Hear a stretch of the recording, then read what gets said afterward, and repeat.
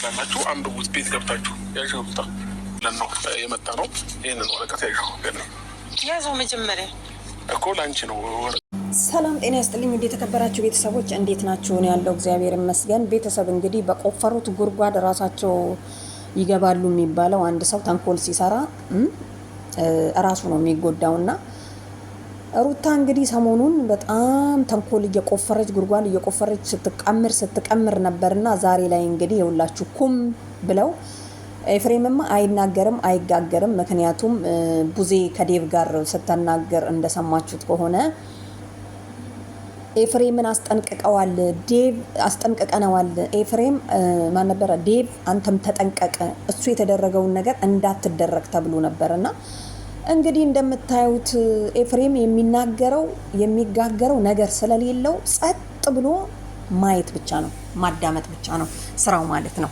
እንግዲህ መግቢያ ላይ እንደሰማችሁት ቤተሰብ እንኩ የመጥሪያ ወረቀት መጥቶላችኋል። በቀደምለት ትላንትና ምንድን ያለችው ሩታ መጥሪያ ወረቀት አምጥቼልሃለሁ እንካ ተከሳሃል ብላ ስትሰጠው ወረቀቱን ላጥ አድርጎ ነው የተቀበለው አብርሃም ማለት ነው።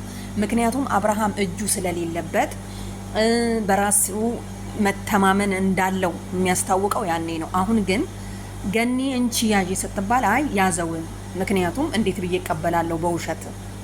አያችሁ የሰራችው ስራ ስላሳፈራት። ሩታ ደግሞ ምንድን ያለችው እንግዲህ እንዳያችሁት አልቀበልም ማለት ተግደረደረችና ከዛ በኋላ ምንም ምክንያቱም አማራጭ ስለሌላት አንጣው በቃ ብላ መነጠቀችው ማለት ነው። ምንድነው አሁን እንግዲህ የመጡበት ምክንያት እነሱ አንድ ሰው ይከሳል፣ ክሱ ቦታ በስርዓት ሄዶ እንትን ካላለ ያ ሰው ራሱ ይከሰዋል ማለት ነው። አያችሁ አይደለ?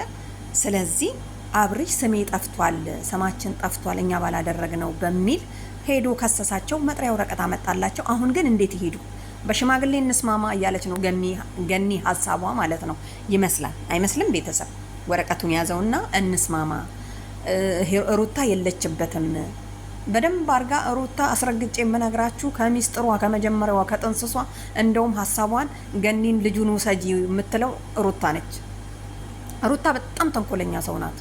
ግን ለምን እንደዚህ ተንኮለኛ ሆነች? ለነገሩ ባልሽን ተነጥቀሽ ለምን ተንኮለኛ አትሆኝም?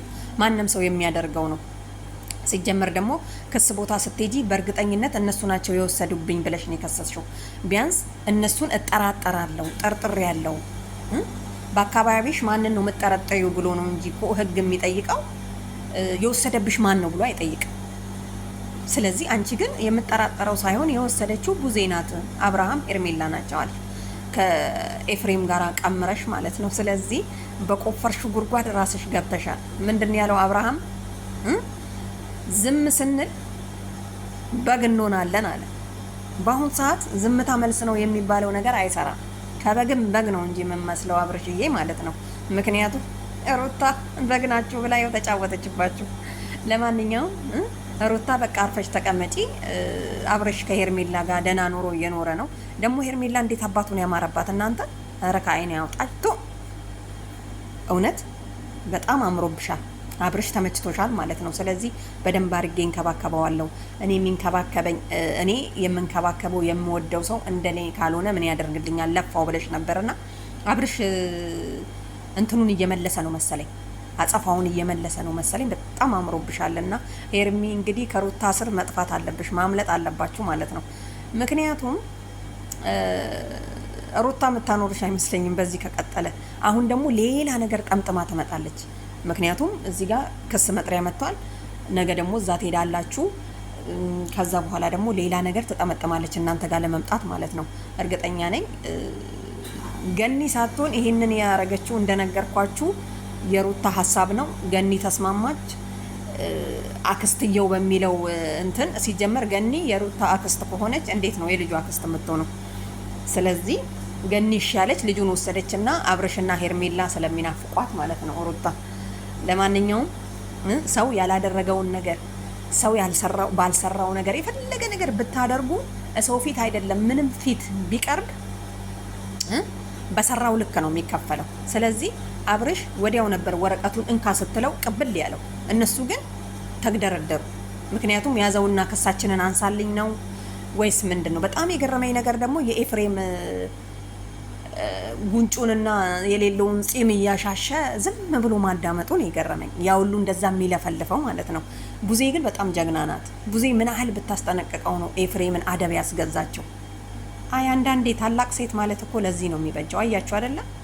ስለዚህ ኤፍሬም ቀስ ብሎ ወደ ቤተሰቦቹ ይመለሳል።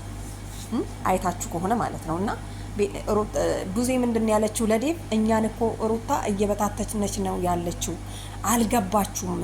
ስለዚህ በሩታ የምትመሩ ከሆነ እናንተ ራሱ ህፃኖች ናችሁ ብለዋለች። ህፃኖች፣ ትክክል ናት። አንድ ሰው በራሱ የማይመራ ከሆነ ህፃን ነው። ስለዚህ ሩታ አሁንም ሌላ ነገር ቀምራ ስለምትመጣ እንዳትሸወጂ ሄርሜላና አብርሽ ማለት ነው። በቃ ቡዜ በደንብ ጠንክረሽ ሄርሜላና ማነበር አብርሽን በደንብ መያዝ አለብሽ።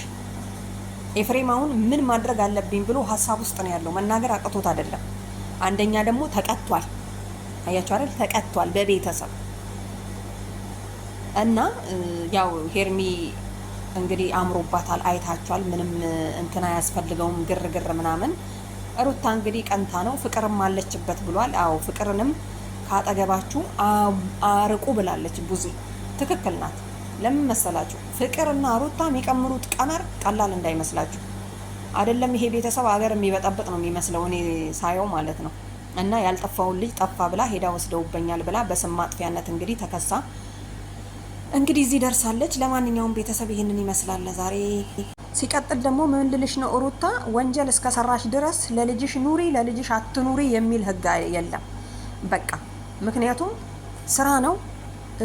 ወንጀል ሰርተሻል፣ ሰዎችን አለቅጥ ወንጀለሻል። ስለዚህ ትታሰሪያለሽ፣ ወደሽም ጠላሽ።